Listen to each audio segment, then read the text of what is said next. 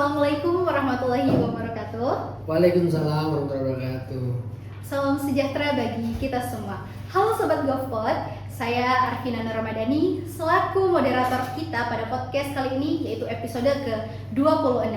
Nah, di sini kita kehadiran narasumber hebat atas nama Bapak Ishak Amin Rusli selaku Kepala Bidang Infrastruktur dan Kewilayahan dari Badan Perencanaan Pembangunan, Penelitian dan Pengembangan Daerah. Tepuk tangan. Oke, Bapak, bagaimana kabarnya hari ini Bapak? Sehat? Alhamdulillah, makasih Ade. Vina, bisa panggil Vina? Ya. Terima kasih Vina ya, kabarnya sehat. Bapak ini bisa saya panggil Bapak Ishak Amin atau Rusli? Oh ya, Ade Vina, panggilan saya kebetulan Pak Tateng. Jadi panggil Pak Tateng saja. Siapa Pak? Pak Tateng. Pak Tateng, Oke, Pak Tateng. Jadi judul podcast kita hari ini yaitu membahas mengenai pembangunan Sulawesi Selatan dalam perspektif ketahanan nasional antara pertumbuhan infrastruktur dan kesejahteraan rakyat. Oke. Nah, mungkin bisa langsung saja kita masuk ke bincang-bincang sesi tanya jawabnya, Pak ya. Oke. Baik. Jadi untuk pertanyaan pertama nih, Pak. Bagaimana sih Bapak melihat kondisi pembangunan di Sulawesi Selatan saat ini? Oke, makasih Devina. Sebelum saya berbicara kondisi pembangunan selatan, hal yang penting adik-adik sekalian semua tahu, publik tahu bahwa sesuai peraturan daerah nomor 1 tahun 2005 tentang rencana pembangunan jangka menengah daerah RPJMD Provinsi Selatan tahun 2025-2029, visi misi Bapak Gubernur Andi Sudirman Sulaiman dan Wakil Gubernur Sulawesi Selatan Ibu Fatmawati Rusdi. Jadi visi beliau adalah Sulawesi Selatan maju dan berkarakter. Visi tersebut kemudian dijabarkan lebih lanjut ke dalam 4 misi. Konteks kesejahteraan rakyat ada di misi 1 dan misi 2. Misi pertama itu adalah meningkatkan sumber daya manusia berkualitas, berakhlak, berdaya saing.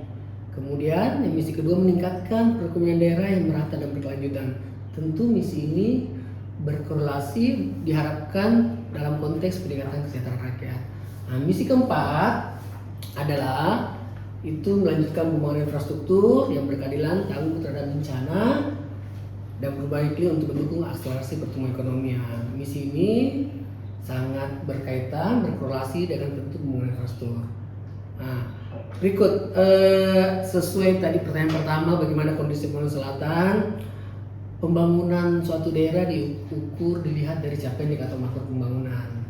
Kalau kita lihat capaian indikator pembangunan selatan di bawah kepemimpinan Bapak Guru, luar biasa leadership beliau, luar biasa visi beliau terkait pembangunan sesuai pembangunan prioritas pembangunan beliau terkait infrastruktur khususnya. Nanti saya jelaskan infrastruktur apa saja. Nah, kita lihat kalau kita lihat capaian pembangunan Sulawesi Selatan di 2025, pertumbuhan ekonomi kita tumbuh sebesar 5,43%, itu tumbuh di atas rata-rata nasional tumbuh di angka 5,11%, artinya kita di atas.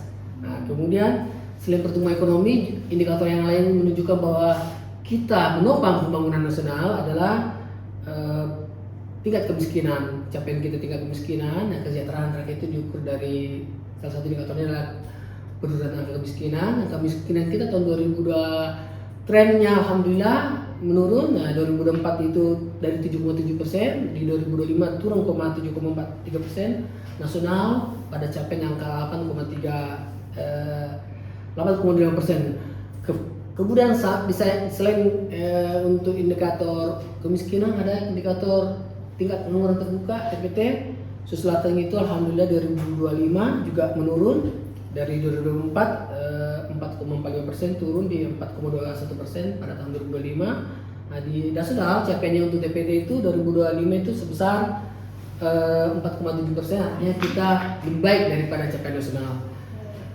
Hal lain tentu adalah gini rasio ketimpangan pendapatan masyarakat. Kita juga capaiannya itu lebih baik dibandingkan nasional. Sulsel 0,35, nasional 0,36. Eh,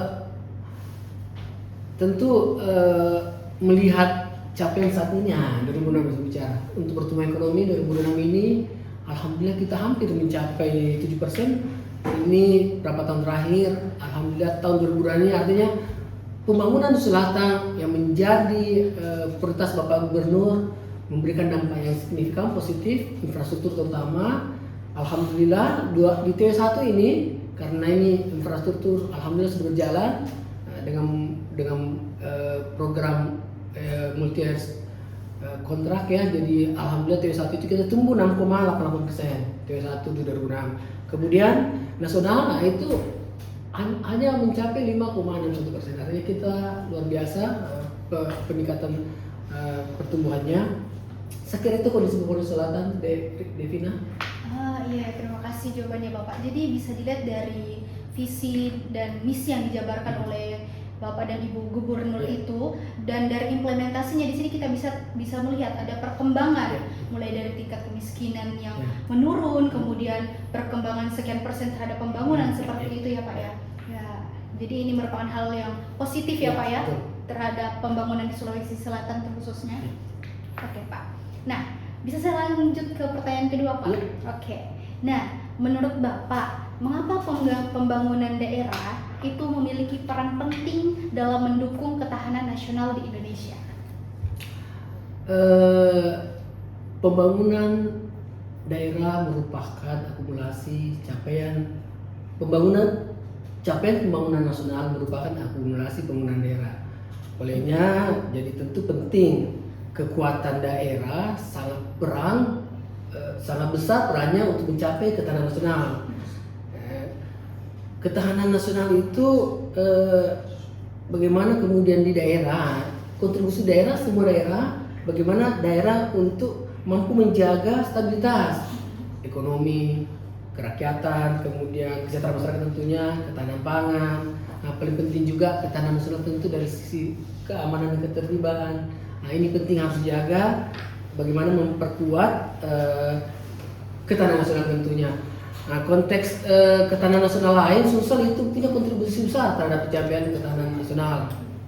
Apa itu kontribusi dukungan Sulsel terhadap nasional? Dari sisi sektor ketahanan pangan, swasembada astacita Bapak Presiden, astacita swasembada pangan, energi, air. Nah, Sulsel itu merupakan daerah provinsi lumbung pangan nasional. Sulsel adalah provinsi keempat terbesar setelah Jawa Barat, Jawa Timur, Jawa Barat, Jawa Tengah dalam pencapaian produksi beras. Alhamdulillah Sulsel 2025 yang lalu produksi beras itu mencapai 3,4 juta ton. Dan alhamdulillah selain produksi beras itu kita menyuplai beras, mengirim beras ke beberapa daerah provinsi tentunya. Kita wilayah timur, kita menjadi pusat ketahanan pangan. Kemudian hal lain, dari sisi capaian ini alhamdulillah Bapak Gubernur Pak Andi Sudirman Sulaiman mendapatkan penghargaan dari Bapak Presiden, yaitu penghargaan Wirakarya, Satya Lencana Wirakarya, merupakan penghargaan tertinggi dari negara, dari pemerintah pusat ke daerah yang telah memberi kontribusi dalam ketahanan pangan. Sulsel, Pak Gubernur dapat penghargaan sebagai provinsi terbaik swasembada pangan 2025 yang lalu. Saya kira itu, Pina.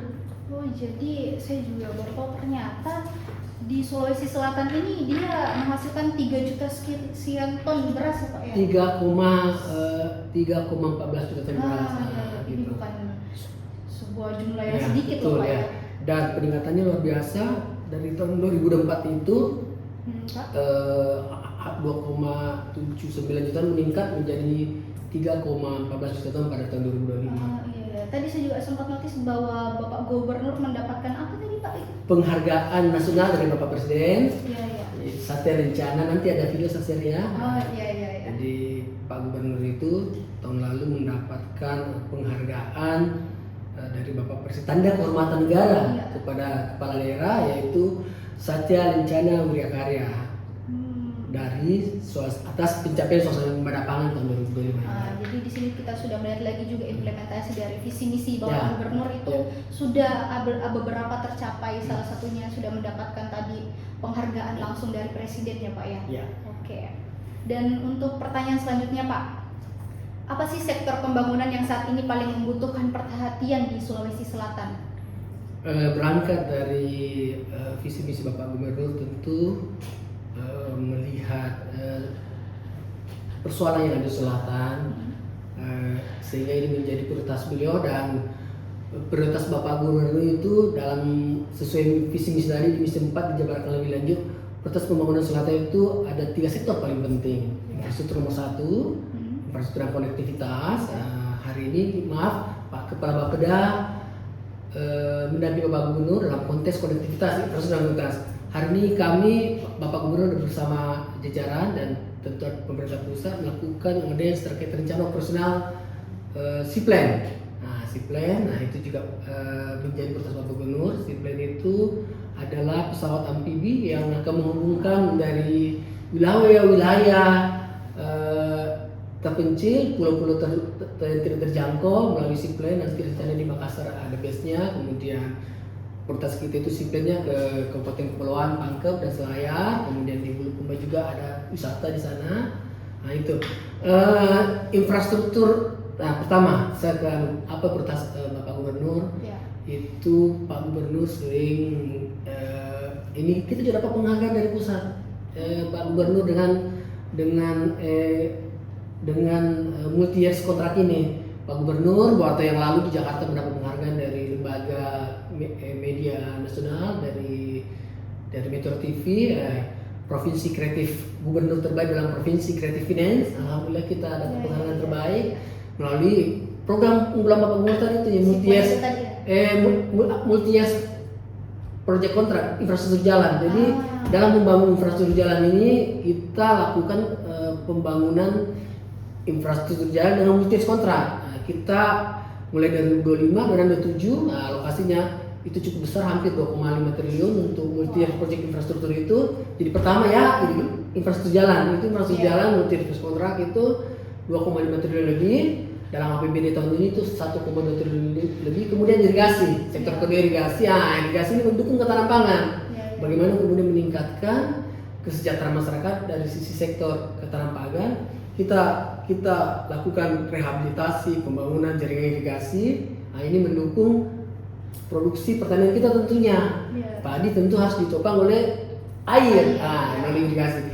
Irigasi itu hampir 800 miliar. Tahun ini hampir dalam APBD kita anggarkan 400 miliar. Sektor berikutnya yang menjadi prioritas pembangunan Bapak Gubernur, pendidikan dan kesehatan. Kesehatan juga itu melalui multi years kontrak, pembangunan rumah sakit regional di wilayah. Alhamdulillah tahun lalu di Bone itu Pak Gubernur sudah membangun rumah sakit Lambok Bening itu untuk melayani masyarakat kita yang ada di Bone bagian selatan. Bukan karena kampanye Pak Gubernur, memang karena wilayah itu akses untuk pelayanan kesehatan itu penting ada di situ, dan alhamdulillah memberikan dampak signifikan terhadap pembangunan rumah sakit yang 2 ini direncanakan dalam RPJMD ke depan. Tahun ini sementara sudah berkontrak juga ada 2 rumah sakit regional kita akan bangun, nilainya masing-masing 200 miliar. Satu di Kabupaten Goa direncanakan di daerah Malino, kemudian titik kedua itu ada di daerah Luwu, Kabupaten Luwu. Ada di Luwu juga ya Pak ya. Untuk multi years jalan itu ada kaitannya dengan pemerataan pembangunan. Nanti mungkin di pertanyaan berikutnya saya coba jelaskan bagaimana pemerataan pembangunan itu. Wah, saya jadi sangat tahu nih mengenai prioritas mengenai sektor-sektor di Sulawesi Selatan. Tadi ada infrastruktur jalan, kemudian ada irigasi juga, kemudian ada pendidikan dan juga kesehatan. Menurut saya ini juga adalah hal yang penting, terutama juga misalnya pendidikan dan kesehatan. Seperti kita tahu bahwa Indonesia ini membutuhkan SDM yang luar biasa, untuk membutuhkan SDM yang harus mencapai akan ada yang namanya 2045 ya Pak ya. Untuk mencapai itu memang pendidikan itu sangat penting. Kemudian terkait irigasi juga tadi Pak saya sempat notice. Memang kebetulan saya dari daerah Luwu Timur yang dimana di sana juga kebanyakan petani ya Pak ya, Iya. saluran irigasi itu sangat penting. Iya. Dan di Sulawesi Selatan itu pemerintahnya sudah mendukung terkait infrastruktur saluran irigasi, dan itu sangat membantu masyarakat ya Pak ya. Nah, kemudian Pak, Sulawesi Selatan ini kan terus mengalami pertumbuhan pembangunan di berbagai bidang. Nah, menurut Bapak, sejauh mana sih pembangunan tersebut itu sudah dirasakan manfaatnya oleh masyarakat? Alhamdulillah, kalau kita lihat tadi capaian indikator makro tentu ada peningkatan terhadap kesejahteraan masyarakat. Hal lain juga, alhamdulillah Bapak Gubernur dalam konteks apa yang dirasakan masyarakat, kita bisa lihat bagaimana kemudian capaian produksi pangan kita sampai 3, Pak Gubernur itu punya program unggulan juga Mandiri Benih. Apa itu, Pak? Mandiri Benih itu Pak Gubernur memberikan bibit benih 5 juta, 5.000 ton mandiri benih. Nah, itu untuk mengairi 200.000 hektar sawah untuk 400.000 petani. Tentu petani memanfaatkan karena saat diberikan bibit dari Pak Gubernur gratis bibit ini. Hal lain, Pak Gubernur juga memberikan bantuan dalam sektor bentuk kesejahteraan rakyat untuk Pak Gubernur juga punya program pemberian bantuan alat mesin pertanian. Ada pemberian combine harvester, ada hand traktor ke masyarakat, itu hampir 9.000 unit diberikan ke masyarakat. Kemudian itu dari sektor pertaniannya, sektor kelautan juga Pak Gubernur memberikan bantuan kapal nelayan untuk nelayan. Nah, hampir 200 unit itu untuk 1.000 nelayan kita. Tentu dengan bantuan ini diharapkan tentu meningkatkan kesejahteraan masyarakat kita ya, betul. Nah, jalan. Saat ini sementara dalam pembangunan tentu kita harapkan yang jalan itu ada 3 deh, jalan kewenangan nasional, jalan kewenangan provinsi, dan kabupaten kota. Nah, jalan kewenangan nasional itu kurang lebih 1.700 km itu menjadi kewenangan pemerintah pusat yang dilaksanakan oleh balai. Kalau pemerintah provinsi kewenangannya itu 2014 km dalam provinsi, yang paling besar itu jalan kabupaten kota 28.000 km. Nah, jalan kita harapkan semua kondisinya mantap sehingga distribusi barang lancar, aktivitas masyarakat lancar. Nah, mungkin adik-adik yang saat ini sering viral mungkinnya jalan-jalan di ekstasi, alhamdulillah sudah bagus kan. Nah, itu sini bisa rasakan masyarakat sudah bisa lancar. Nanti ke misalnya ke kampungnya Pak Ketua itu di Bone, ada jalan di dari Tanah Batu mau ke Sinjai itu lagi dikerja juga. Kita harapkan semua itu nanti lancar. Nah, kembali ke itu tadi, pemerataan pembangunan. Ini kan selatan ada 5 wilayah pembangunan. Makassar dan sekitarnya, itu ada pembangunan jalan multi paket itu di paket 1 dan paket 2. Jadi mulai dari Makassar akan kita perbaiki jalannya sampai ke Malino, ke Bulukumba, Sinjai. Kemudian multi kedua paketnya itu ke Makassar ke selatan, dari Makassar, Goa, ke Takala, Jene Ponto. Nah, ini pemerataan pembangunan. Kemudian paket multi ketiga ada di daerah tengah, di selatan atau daerah selatannya di tengah. Paket 4 juga di daerah tengah di Bone Sopeng Wajo. Kemudian paket tadi itu di daerah Sidrap, Pinrang, Enreka. Nah, itu kemudian paket 5 yang tadi Tanah Batue ke Sanrego, ada di Ujung Lamuru, tembus Pangkep nanti ke Sopeng. Nah, itu paket 6 juga ada, itu untuk daerah Luwu, Toraja, di daerah Luwu Utara, daerah Luwu. Nah, di sana ada bak akses nanti menghubungkan dari Bandara Goa ke Toraja, itu nama ruasnya Pantilang ke Buah ke Pantilang ke Toraja. Itu bentuk-bentuk pemerataan Pak Gubernur harapkan masyarakat kita semua jalan-jalannya menjadi kewenangan kita tentu kondisinya mantap seperti itu. Begitu juga irigasi. Nah, irigasi juga untuk pemerataan ada 4 multi kontrak itu ada 4 paket. Ada paket 1 itu daerah Goa, Maros, Bulukumba, Sinjai. Kemudian paket 2 ada di Bone Sopeng Wajo. Bone Sopeng Wajo ini merupakan lumbung pangan nasional. Jadi Bone itu capaian daerah kabupaten kota menghasil paling beras tertinggi. Kemudian Wajo, kemudian daerah Sidrap, Pinrang. Nah, itu ada paket 3 di situ juga di daerah Pangkep, Sidrap, Pinrang. Nah, kemudian paket 4 itu ada di daerah Luwu Utara, daerahnya Vina, ada di Luwu Timur, ada daerah irigasi di Luwu Timur itu daerah irigasi Ancona, itu kewenangan kami. Jadi terkait irigasi ada Vina itu ada pembagian kewenangan. Oh, apa itu Pak? Kalau 1000 hektar ke bawah kewenangan kabupaten kota, Hmm. 1000 sampai 3000 hektar kewenangan pemerintah provinsi, Oh. kemudian 3000 ke atas kewenangan pemerintah pusat. Contoh di konkret daerah irigasi Sadang, kalau di atas 3000 hektar daerah irigasi Wadi itu kewenangan pusat. Nah, seperti itu. Saya kira gitu, Devina. Jadi terima kasih jawabannya Pak ya. Jadi di sini sebenarnya masyarakat itu sudah merasakan manfaat ya Ya. dari pembangunan di Sulawesi Selatan ini. Tadi Bapak juga sudah sebutkan ada beberapa pembangunan jalan dan sebagainya, dan saya rasa itu adalah hal yang sangat penting untuk masyarakat, karena kan masyarakat itu pasti sangat membutuhkan tadi yang Bapak bilang di jalan dan segala macam. Jadi di sini sebenarnya masyarakat sudah merasakan perkembangannya. Dan di sini juga pemerintah masih sementara melakukan ini apa ya? Pembangunannya. Oke. Oke, baik Pak, bisa saya beralih ke pertanyaan selanjutnya. Nah, gimana sih Pak cara memastikan bahwa pembangunan yang dilakukan itu benar-benar menjawab kebutuhan masyarakat? Jadi bukan hanya memenuhi target pembangunan semata. Tentu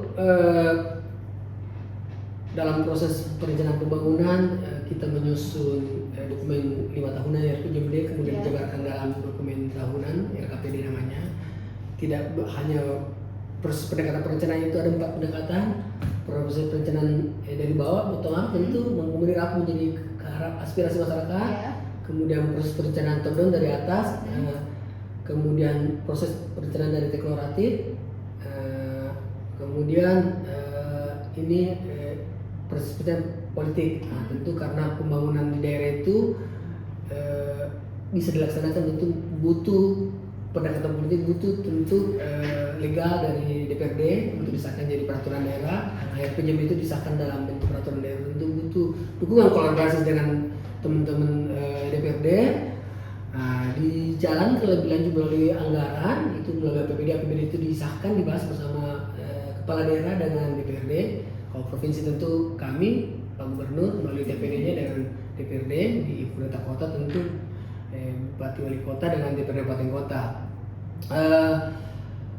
Kita menetapkan target-target ke depan tentu berangkat dari data masalah yang terjadi di lapangan. Apa yang menjadi kebutuhan masyarakat. Konkret contoh tadi, kenapa jalan kemudian bersama Pak Gubernur? Karena kalau kita lihat jalan kondisinya kan tidak mantap. Ada hampir 400 km jalan kondisi rusak berat, ada yang rusak ringan. Ini tentu menjadi prioritas Pak Gubernur untuk diselesaikan. Nah, ini menjadi multi-years program, kita kawal anggarannya 3 tahun agar ruas segmen jalan kewenangan provinsi itu bisa selesai kondisinya mantap. Tadi infrastruktur jalan karena menjadi kebutuhan dasar masyarakat supaya ada Vina dari kampung misalnya bisa tadinya 7 jam 8 jam dengan jalan bagus mungkin bisa 2 jam 3 jam. Nah, itu dari jalan. Hal yang menjadi Pak Gubernur juga menjadi prioritasnya adalah tadi Siplen. Siplen ada juga subsidi penerbangan. Ada subsidi penerbangan Pak. Jadi subsidi penerbangan itu kita kerjasama dengan Flyjaya, kita subsidi. Jadi kemarin itu alhamdulillah sudah launching juga subsidi penerbangan dari Makassar ke Masamba. Sebelumnya itu sudah ke Makassar ke Selayar, Makassar ke Bone. Nah, anak-anak masyarakat kita di Selayar biasanya tiket itu 1 jutaan lebih. Nah, kita subsidi pemerintah provinsi. Subsidi kemarin lebaran itu sampai 300-400 ribu ya tiketnya kan. Alhamdulillah membantu sekali ya masyarakat kita ketika subsidi penerbangan itu. Nah, ini Siplen lagi dicanangkan sebenarnya sudah berbikin awal dengan Pak Menteri, namun diharapkan segera ini selesai pembangunan aerodromnya. Kita harapkan bisa menjangkau masyarakat kita, membantu konektivitas percepatan dari Makassar ke pulau-pulau di Bangka, pulau-pulau di Selayar. Nah, juga targetnya wisatawan, bagaimana kemudian wisatawan Selayar bisa dengan akses dengan waktu yang singkat bisa ke Takamulorate, ke Bira, seperti itu. Itu Devina. Jadi di sini bisa kita lihat bahwa memang pembangunan ini memang ditujukan tidak lain yang untuk kita, untuk masyarakat. ya. Betul. Karena tadi Bapak sempat bilang bahwa anggaran itu disusun berdasarkan ada aspirasi masyarakat yang Iya. diambil. Terus dari maaf Pak, dari pemerintah juga pasti ada melakukan survei turun Ya, langsung ke betul. lapangan Ya. untuk melihat kira-kira apa kebutuhan masyarakat dan prioritasnya seperti apa. Dan saya tadi notice bahwa ternyata di penerbangan juga sudah ada subsidinya ya Pak ya. Dari misalnya 1 juta turun menjadi 300, 400. Jadi saya dari Makassar ke Mas Samba bisa nih Pak naik Ya, pesawat. bisa. Silahkan daftar, ada ya kan. Sudah di aplikasi itu juga ada kok di Traveloka kalau nggak salah. Oh, sudah ada juga Ya. di Traveloka Pak. Jadi ini juga bakal dibuatkan lagi, tadi Bapak sempat bilang di mana itu Pak? Penerbangan lagi untuk ke mana tadi? Ke Siplen. Siplen. Ya, itu nanti rencana juga disubsidi. Iya ya Pak ya. Oke. Selanjutnya Pak, kesenjangan pembangunan antara wilayah perkotaan dan daerah yang lebih terpencil ini kan masih menjadi Ya, tantangan ya. tentunya untuk pemerintah. Nah, menurut Bapak strategi apa sih yang perlu dilakukan untuk mewujudkan pemerataan pembangunan ini Pak? Terima kasih Devina. Strategi pembangunan dalam konteks pemerataan pembangunan biasa sudah terjawab tadi Iya. melalui pembangunan infrastruktur. Jadi gini, oke, di Sulawesi itu saya review kembali, saya sudah jelaskan di awal tadi. Di Sulawesi itu ada 5 kawasan pembangunan wilayah. Iya.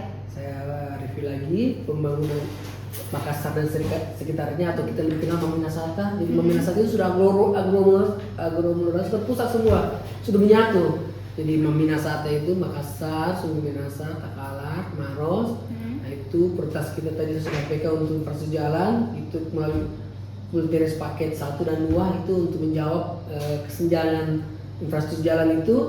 Nah, kemudian ada Makassar, kawasan pembangunan berikutnya adalah Pare-Pare dan sekitarnya. Itu Kabupaten Baru, Kabupaten Pinrang, Kabupaten Sidrap, Pare-Pare sebagai pusat. Nah itu juga tadi ada multirex jalan kita arahkan di sana. Kemudian berikut pembangunan kawasan Bulukumba dan sekitarnya terdiri dari Bone, Sopeng, Wajo, Sinjai. Nah itu juga ada jalan kita bangun di sana, ada irigasi, ada rumah sakit yang sudah selesai. Kemudian Makassar, Bulukumba dan sekitarnya, nah, itu Jeneponto, Bantaeng, Selayar untuk Makassar. Kemudian kawasan pembangunan Palopo dan sekitarnya, Palopo, Toraja, interlainnya Toraja, Luwu Utara, Luwu Timur. Di sana juga ada tadi multirex paket infrastruktur jalan yang paket 6, kemudian irigasi juga paket 4 di situ. Akan dibangun juga rumah sakit untuk menjawab semua kebutuhan masyarakat secara merata tentunya ya. Nah, hal lain, jadi infrastruktur dan konektivitas dan terpencil. Nah, tadi itu kita berharapkan dengan adanya Siplen, dengan adanya subsidi penerbangan, menjawab bagaimana layanan pemerintah hadir untuk meningkatkan konektivitas masyarakat kita. Hal lain pembangunan. Tahun lalu Pak Gubernur itu memberi bantuan 300 miliar ke pemerintah kabupaten kota, tentu untuk membangun infrastruktur jalan menjadi kewenangannya, jalan daerah ya, jalan kabupaten kota. Nah, hal lain juga ada dana bagi hasil yang diserahkan ke pemerintah kabupaten kota. Berikut pemerataan pembangunan lainnya tadi sektor infrastruktur jalan, sektor irigasi, ada juga sektor perumahan dan pemukiman. Nah, kemarin Jumat mungkin kalau ada kita lihat di media, Pak Gubernur melakukan groundbreaking pembangunan rumah tidak layak huni di Kabupaten Takara. Itu anggarannya kurang lebih hampir 8 miliar. Itu membangun kurang lebih 100, sebentar ya saya catat ini. Silakan. Itu kurang lebih 140 unit. Nah, membedah rumah di Kabupaten Takara itu bukan kewenangan kita, karena Pak Gubernur atensi betul dengan masyarakat kita. Kasihan masyarakat kita yang ramahnya tidak layak, sanitasinya buruk. Nah, itu menjadi atensi. Hal lain juga ini program sektor di perumahan dan kawasan pemukiman. Itu tahun ini kita 2002 APBD 2006 dan 2025 juga sudah kita lakukan. Kita melakukan pembangunan rumah tidak layak huni di kawasan kumuh. Kawasan kumuh itu juga ada tingkatan kewenangannya. 0 sampai 10 hektar itu kewenangan kabupaten kota. 10 sampai 15 hektar kewenangan pemerintah provinsi, 15 hektar ke atas kewenangan pusat. Itu ditetapkan melalui keputusan kepala daerah tentunya. keputusan Bupati Wali Kota, kemudian ditetapkan lebih lanjut ke tingkat provinsi, tentu keputusan gubernur, nah, pusat juga, dan proses penetapan kawasan ini variabelnya banyak, panjang alurnya karena di asistensi diverifikasi oleh kementerian, oleh pusat. Nah, tahun ini kita melakukan pembangunan di sektor kawasan pemukiman itu. Nah, ini pemerhatian juga, bukan hanya daerah Bone atau daerah Makassar, Selatan, Bali Selatan, itu terbagi tadi di kawasan-kawasan pembangunan itu. Nah, untuk rumah tidak layak huni itu kita lakukan tahun 2026 ini 110 unit, ada di Kabupaten Bantaeng 10 unit, ada di Baru, ada di Bone, ada di Enrekang, ada di Goa, ada di Luwu, ada di Pangkep, ada di Sidrap, ada di Sinjai, ada di Sopeng. Nah, itu rumah tidak layak huni. Dan itu bertahap ya Pak ya? Rehabilitasi rumah. Kita langsung selesaikan, jadi kita perbaiki atapnya, lantainya, dindingnya, seperti itu.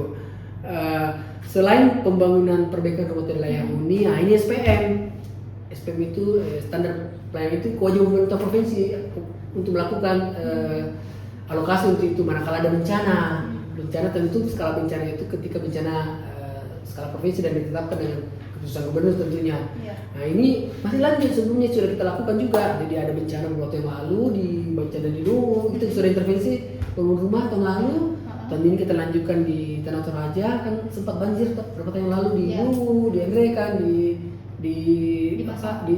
Tanah Toraja itu kita intervensi tahun ini kurang lebih 22 unit di utara dan Toraja Utara itu pembangunan rehabilitasi rehab rumah.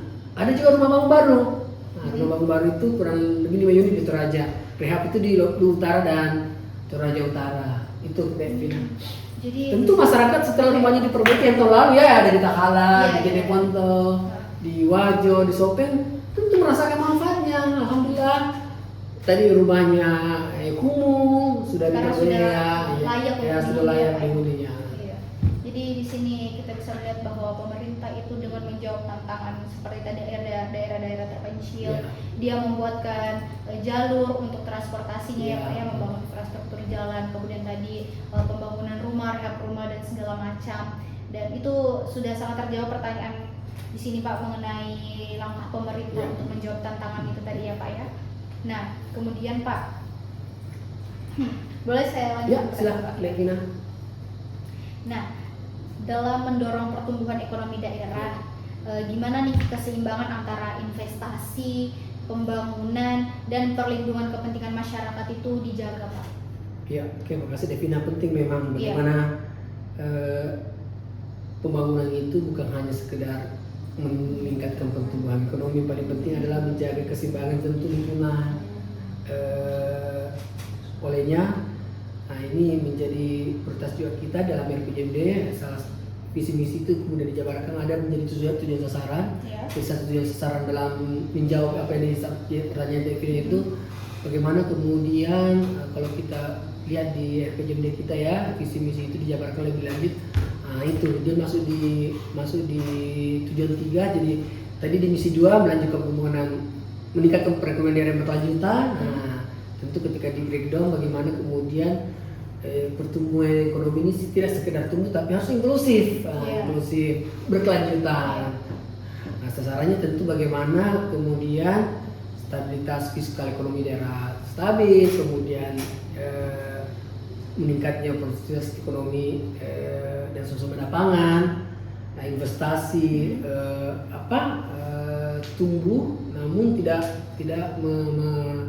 merusak lingkungan tentu, makanya penting keberlanjutan itu kegiatan-kegiatan di Sulsel di melalui APBD maupun dari luar kita minta kalau memang dampaknya besar kita harus ada AMDAL, harus ada dokumen analisis mengenai dampaknya. Itu menjadi salah satu syarat bagaimana kemudian pembangunan itu berkelanjutan, inklusif tentunya. Nah, seperti itu deh, Pina. Iya Pak, jadi pemerintah itu dia tidak hanya mementingkan di bagian investasi tapi juga ada perlindungan terhadap kepentingan masyarakat juga ya Pak. Lingkungan terutama khususnya bagaimana lingkungan terjaga, bagaimana masyarakat tentu ada dampak-dampak pembangunan, bagaimana tetap masyarakat tetap tidak terkorbankan, Iya. ada konsekuensi misalnya tentu harus ada pelibatan masyarakat. Nah, gitu. Misalnya contoh nih program-program kita minta ke pusat terkait pembangunan sekolah rakyat, kita harapkan BUMN yang kerja itu melibatkan juga tidak hanya mengorbankan masyarakat misalnya, yang harus diikutsertakan dalam program partisipasi menyerap lapangan kerja juga kan untuk itu. Jadi di sisi investasi dan ekonominya ini terbangun, pembangunannya juga berjalan, kemudian perlindungan lingkungannya juga ini terjalan ya Pak ya. Ya. Jadi seperti itu. Oke Pak. Nah lanjut nih Pak. Ya. Kira-kira tantangan terbesar yang saat ini dihadapi Sulawesi Selatan dalam mewujudkan pembangunan yang berkelanjutan dan berkeadilan itu apa kira-kira Pak? Tantangan pembangunan tidak hanya kita lihat dari dalam ya, internal, tentu ada tantangan dari eksternal. Ya. Ekonomi global, gejolak yang terjadi saat ini, perang, Iya. itu mempengaruhi Konflik global juga ya, mempengaruhi ya Pak ya. belum kebijakan eksternal itu mempengaruhi itu tantangan.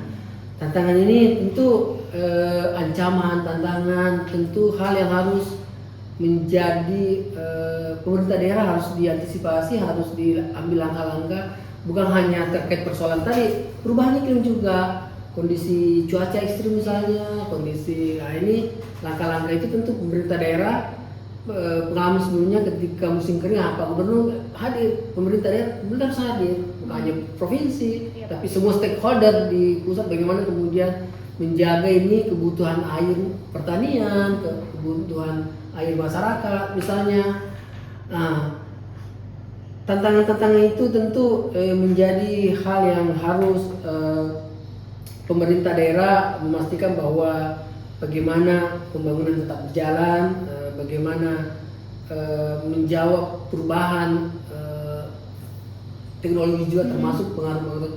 Itu harus menjawab bagaimana pembangunan harus mampu menjawab tantangan perubahan-perubahan itu, tantangan dari luar, kemudian termasuk tadi teknologi digital yang begitu cepat, ya pemerintah daerah harus mampu menjawab ketika contoh di viral lah, kita harus jawab supaya masyarakat tahu bahwa ini penanganannya seperti ini. Pak Gubernur itu luar biasa ya terkait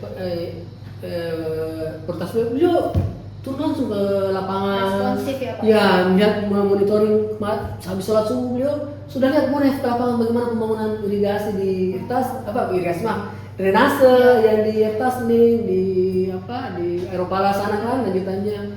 Kemudian alhamdulillah beberapa kesempatan beliau hadir jadi pemimpin itu luar biasa dari Bapak Gubernur melayani masyarakat, hadir terjun ke masyarakat.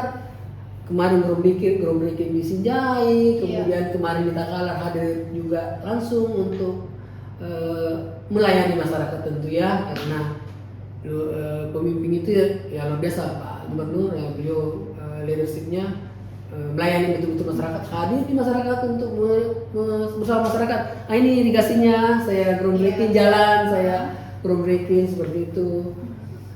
Saya kira itu deh Pina. Jadi dari penyampaian Bapak tadi tantangannya itu bukan hanya dari internal ya, betul. Dari eksternal juga terkait iklim, kemudian konflik global juga. Tapi di sisi lain pemerintah itu tidak menutup mata. Pemerintah berusaha untuk menjawab tantangan-tantangan ini kira-kira mana baiknya untuk masyarakat ya Pak ya. Betul. Saya juga sangat mengapresiasi tadi penyampaian Bapak mengenai leadership yang dimiliki oleh Bapak Gubernur kita Pak ya, yang langsung turun langsung ke lapangan ya. Oke Pak. Kemudian di era digital saat ini, di mana sih teknologi itu bisa dimanfaatkan untuk mempercepat pembangunan dan meningkatkan pelayanan kepada masyarakat, gitu Pak? Iya. Terkait itu hanya jadi visi Pak Gubernur, jadi luar biasa Pak Gubernur terkait teknologi itu. Ketika merumuskan misinya beliau, dia sudah memikirkan selain tadi yang tentu misi pertama bagaimana meningkatkan sumber daya manusia, kesejahteraan masyarakat, infrastruktur. Nah, misi ketiganya beliau hanya yang saya sebutkan tadi dari 4 misi menjawab pertanyaan Devina, itu misi ketiga beliau mempercepat, memperkuat transformasi digital dan birokrasi yang berintegritas, adaptif dan melayani. Alhamdulillah saat ini kami dengan teknologi digital arahan beliau, arahan pimpinan tentu melalui smart HP saya. Iya. Pak Gubernur ya, di masa beliau kita buat aplikasi namanya Smart Office. Oh, Anytime, anywhere, yo disposisi memberi arahan, menjawab surat. Kami di pemerintah provinsi nggak ada lagi tanda tangan manual deh, semua tanda tangan digital. Nah, ini aplikasi menjawab apa namanya Teh, Pak? ada Smart Office. Saya atau pimpinan anytime, anywhere, saya memberikan arahan atau pimpinan memberi arahan ke staff melalui Smart Office. Nah, jadi ini sangat membantu kami memberikan arahan. Kemudian kami juga tentu punya website ya. Nah, di situ ada juga kami juga pemprov terkait multis itu kita minta pakai yang membangun jalan itu ada media sosialnya biar masyarakat tahu bagaimana progresnya. Transparansi betul seperti itu. Termasuk juga anggaran APBD yang akuntabilitas ada, kita bisa lihat websitenya. Teknologi bisa dimanfaatkan, bisa dilihat website, kemudian di aplikasi juga ada bisa dilihat. Termasuk menjawab keluhan masyarakat misalnya di media sosial, bisa di aplikasi seperti itu. Jadi sangat membantu. Pak Gubernur konsen juga di transformasi digital. Nah, di Dinas Kominfo ini diminta untuk mengawal itu, memastikan juga bagaimana. Ini juga serangan menjawab lagi tantangan hacker, serangan dari luar misalnya. Kita punya server di kantor gubernur itu, prioritas kita adalah ini arahan Bapak Gubernur. Firewall, bagaimana menjaga ini kita tidak mudah dimasuki dari hacker-hacker seperti itu. Saya kira itu deh. Dan di sini juga dari penjelasan Bapak ini sangat memberikan efisiensi waktu ya Pak ya. Betul dalam ya. Kami sekarang ya less paper juga. Nah, itu kan untuk efisiensi ya. Ini termasuk perintah Pak Gubernur ketika Orde masuk melakukan efisiensi kurang lebih 1,4 triliun itu ya. Mengurangi APK, mengurangi makan minum, mengurangi terjadi, mengurangi rapat-rapat di hotel. Nah, itu luar biasa beliau. Anggaran hasil efisiensi ini kemudian diarahkan untuk apa? Untuk masyarakat. Bangun jalan, untuk irigasi, untuk pembangunan kesehatan tadi rumah sakit, pendidikan, memperbaiki SMA, SMK. Hal lain Pak Gubernur juga konsen benar dengan sebenarnya ada beasiswa juga ke kita masyarakat sosial. Ada beasiswa juga yang tadi menjawab untuk si planning tentu untuk nanti butuh anak-anak kita di selatan bisa mengoperasikan pilot si plan. Nah, itu sekarang kalau kita lihat di website Pemprov atau media sosialnya Pemprov ada beasiswa untuk penerbangan. Beasiswa-siswa anak-anak kita yang mau fokus di sektor perhubungan ya. Nah, kita sudah bangun MOU Pak Gubernur dengan Kementerian Perhubungan kemarin di Curug, Tangerang yang sekolah penerbangan itu.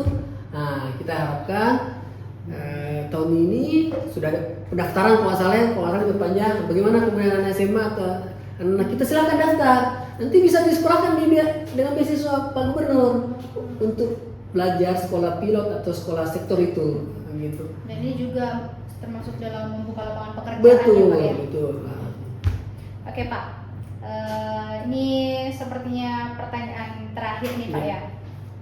Nah menurut Bapak bagaimana peran perguruan tinggi, mahasiswa, dan juga generasi muda dalam mendukung pembangunan daerah Pak? Terima kasih Devina. Ya. Tentu saya apresiasi sama dari mahasiswa himpunan pemerintah fisik UNHAS ini mengadakan podcast. Tentu peran mahasiswa, peran anak-anak muda sangat penting dalam pembangunan selatan. Saya berharap tentu kita semua berharap pemuda itu hadir sebagai agen perubahan, membawa change of the agen perubahan, membawa inovasi, menciptakan kreasi, membangun pola pikir yang modern, adaptif dengan perkembangan teknologi ini. Bukan hanya fokus ke tentu di ilmu pemerintahan, tentu teknologi suatu hal yang harus adik-adik semua kuasai. Literasi digital, literasi itu penting. Kita jadi tentu pemuda, pada pemuda. Nah, saya mulai dibanding dulu deh. Tentu dengan jiwa semangat yang besar di usia pemuda itu kan, ingat nggak bahasanya Soekarno? Beri aku 1000 orang tua, saya akan cabut akarnya Gunung Semeru. Gunung Semeru 1000. Beri saya 10 pemuda, saya goncangkan dunia. Jadi pemuda itu ya saya ingat zaman muda juga dulu ya tentu dengan semangat yang luar biasa itu diharapkan ya bagaimana tadi agent of change membawa perubahan, membawa menciptakan inovasi, kemudian bagaimana tentu juga mengawal program pembangunan. Tadi sekarang saya sudah share ya, saya sampaikan apa-apa program pembangunan itu harus dikawal, ini kan untuk kesejahteraan rakyat. Nah, harus dikawal, ya mengawal kebijakan, ya tentu mengontrol juga penting kontrol ke pemerintah manakala ya tadi contoh misalnya di lapangan kok ini jalannya harus selesai tidak selesai misalnya kan gitu. Hal lainnya tentu pemuda mahasiswa sebagai fasilitator tentunya bagaimana kemudian ketika ada di masyarakat advokasi menganu masyarakat menggerakkan. Nah, jangan lupa juga ini sebagai pemuda kita ini visinya tadi Pak Gubernur luar biasa Pak Gubernur maju dan berkarakter itu kita jangan pernah selain tentu karakter dalam konteks agama ya kita harus berpegang teguh kepada sebagai umat Islam tentu Al-Quran dan Hadis. Nah ini Pak Gubernur kembali ke karakter itu anak SMA itu sebelum masuk kelas harus mengaji dulu. Nah itu kan pembentukan karakter. Hal lain tadi saya berharap juga mahasiswa jangan lupa dengan kearifan lokal.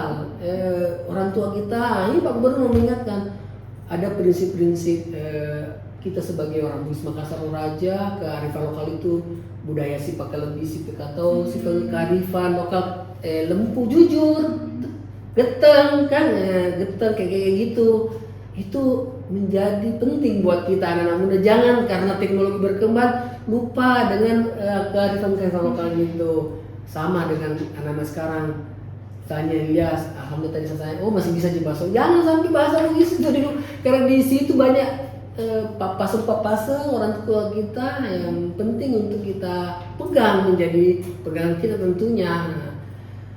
Saya kira itu dek Pina. Iya Pak. Nah jadi di sini peran kita juga sebagai pemuda generasi penerus. Jadi kita ini sebagai agen perubahan ya Pak ya dan di sini kita juga berperan untuk mengawasi dan kira-kira melihat bagaimana kebijakan-kebijakan yang dilakukan atau dibuat oleh pemerintah seperti itu ya Pak. Ya. Dan tadi terkait misi juga maju dan berkarakter. Ya. Selain maju, Bapak Gubernur itu tidak meninggalkan hal yang penting yaitu karakter ya Pak ya. Iya, oke. Nah, di sini pertanyaan juga sudah selesai semua ya Pak ya. Dari penjelasan Bapak itu kami semua mendapatkan ilmu yang sangat bermanfaat terutama mengenai pembangunan di Sulawesi Selatan. Juga tadi Bapak sempat menyimpulkan bahwa pembangunan itu dilakukan tidak hanya karena formal semata tapi juga ada kebutuhan aspirasi masyarakat yang diambil. Kemudian juga pemerintah menentukan skala prioritas mana yang berdampak lebih, maksudnya memberikan manfaat yang lebih untuk masyarakat ya Pak ya. Nah, kemudian juga tadi Bapak menyimpulkan bahwa meskipun kemajuan teknologi ini sudah sangat pesat, tapi kita sebagai pemuda yang katanya agen perubahan, kita tidak boleh melupakan nilai-nilai moral ya Pak ya. Kearifan lokal. Iya, papasan. Ya, oke. Nah Pak, oke kita sudah sampai di penghujung acara ya Pak ya. Nah, oke. Baik pemirsa, cukup sekian pembahasan kita kali ini. Wait, saya ada closing statement. Oh iya, ya. Maaf ya. Oke, saya serahkan ke Bapak. Jadi penutup podcast kita kali ini sekali lagi saya terima kasih ya anak-anak adik-adikku semua mahasiswa himpunan pemerintahan Visip Unhas. Ini luar biasa kayaknya selama saya di Bapeda baru kali ini mahasiswa undang kami. Jadi luar biasa prestasi ini podcast pertama yang kami undangan dari himpunan ini. Saya ingin sampaikan bahwa pembangunan itu bukan hanya semata untuk membangun jalan, membangun irigasi, infrastruktur fisik. Bagaimana kemudian pembangunan itu menghadirkan kesejahteraan masyarakat, menghadirkan keadilan, harapan buat masyarakat kita. Jadi pertumbuhan ekonomi, pembangunan infrastruktur, peningkatan kualitas sumber daya manusia itu, maka penting harus jalan bersinergi, jadi kita semua juga harus bersinergi, berkolaborasi untuk mencapai target-target pembangunan, karena kita di dokumen RPJM itu ada target yang harus dicapai. Jadi kita harus bersinergi, berkolaborasi semua pihak untuk mencapai target-target itu. Bagaimana visi Bapak Gubernur bisa dicapai, Sulawesi sebagai tentu pilar nasional, Sulawesi sebagai penopang nasional. Bagaimana kemudian Sulsel adalah provinsi yang memperkuat ketahanan nasional secara nasional. Sekiranya itu deh penutup final saya. Terima kasih. Assalamualaikum warahmatullahi wabarakatuh. Warahmatullahi wabarakatuh. Oke. Terima kasih Bapak atas ilmunya, sangat bermanfaat dan menambah wawasan kami. Nah, oke, GoFood, itulah tadi bincang-bincang kita bersama Bapak Ishak Amin Rusli. Pak Tateng. Pak Gubernurnya juga kenal Pak Tateng. Iya, kami ucapkan terima kasih banyak kepada Bapak. Kami mohon maaf jika ada salah kata ataupun perilaku. Baik, wassalamualaikum warahmatullahi wabarakatuh. Salam sejahtera bagi kita semua. Waalaikumsalam warahmatullahi wabarakatuh.